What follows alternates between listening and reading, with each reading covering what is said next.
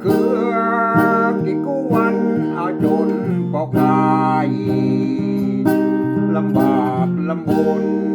เหมือนคนง่อยแต่นายขึ้นไปค้าขายยังดีก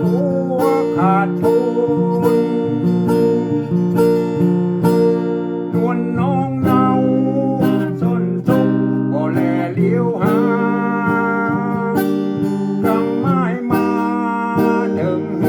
ของแว่นกายแอวมันมาใจแต่นามีกาคนแซวเหมือนกับแมว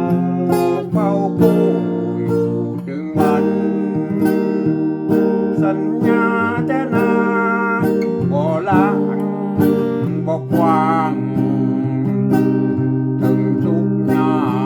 กยังได้ไปด้วยกันช่วยกันแก้ปัญหาสารพันยากอย่างใดก็บ่หวั่นถูกไถไปหากน้องลาตกลุมคงใจหาให้จะมาสู่ขอมั่นหมาย